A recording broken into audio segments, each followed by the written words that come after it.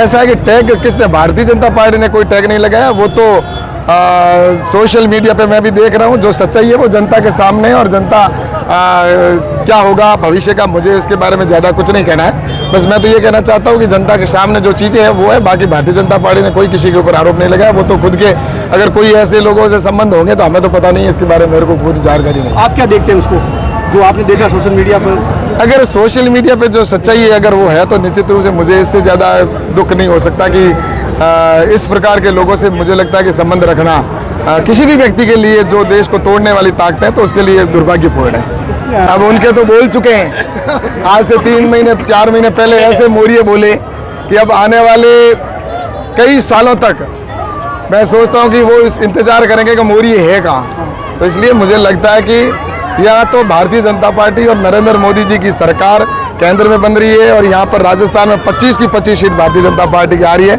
मौर्य बोलने वालों के तो बोल चुके हैं। रामनवमी की मैं पूरे देशवासियों को हार्दिक हार्दिक शुभकामना देना चाहूँगा। आज इस देश में एक ही साल में तीसरी दीपावली मनाई जा रही है।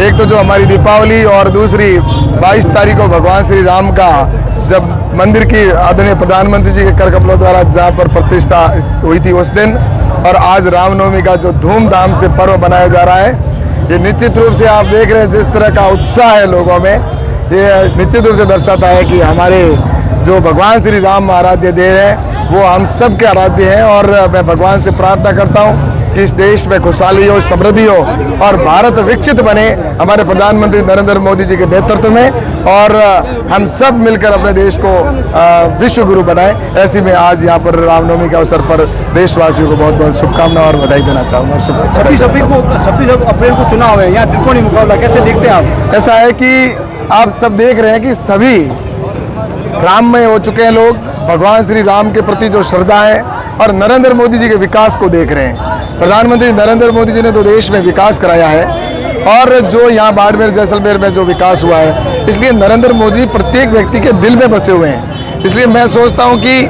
पिछली बार से भी अधिक मार्जिन के साथ में जनता के आशीर्वाद से यहाँ की सीट भी आएगी और राजस्थान में 25 की 25 सीटें भारतीय जनता पार्टी की। आपका मुकाबला किससे है, दिल्ली से या फिर कांग्रेस से? मैंने कहा ना कि यहाँ पर एक तरफा भारतीय जनता पार्टी के पक्ष में माहौल है और जनता, आम जन का मानस एक ही है कि प्रधानमंत्री नरेंद्र मोदी जी को तीसरी बार प्रधानमंत्री बनाना।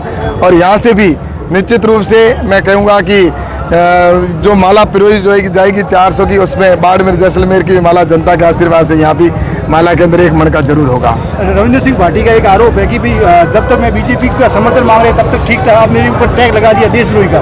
क्या लगता है वो बीजेपी कांग्रेस अब आरोप लगा रही है ये ए और बी टीम है बीजेपी की? ऐसा है कि ए और बी टीम कौन है, आपको पता है कि पिछली बार भी यही स्थिति थी कांग्रेस के अंदर। ये कांग्रेस की बी टीम है, जो वोट जा रहे हैं डाइवर्ट हो रहे हैं वो उन्हीं के वोट हो रहे हैं। इसलिए कांग्रेस और दूसरे जो पार्टी निर्दलीय जो भी है वो एक दूसरे की ए बी टीम है और उन्होंने इसीलिए ये सारी की है। तो मुझे लगता है भारतीय जनता पार्टी का वोट जो है वो जो पिछली बार जो टीम में जब 3,25,000 से अधिक जीता था तो वो सारे वोट आज भारतीय जनता पार्टी के साथ है।